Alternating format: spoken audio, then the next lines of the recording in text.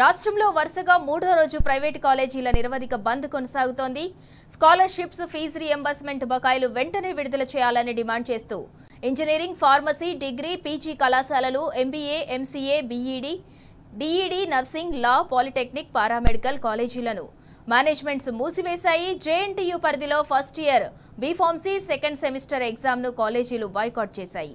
ఈ నెల 8న ఎల్బీ స్టేడియంలో ఉద్యోగులతో భారీ బహిరంగ సభను నిర్వహించనున్నారు. అలాగే ఈ నెల 11న 10 లక్షల మంది విద్యార్థులతో లాంగ్ మార్చ్, చలో సెక్రటేరియట్కి ఉన్నత విద్యా సంస్థల సమాఖ్య పిలుపునిచ్చారు.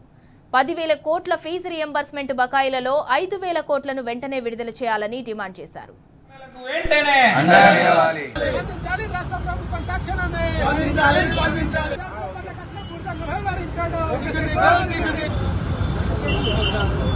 आगे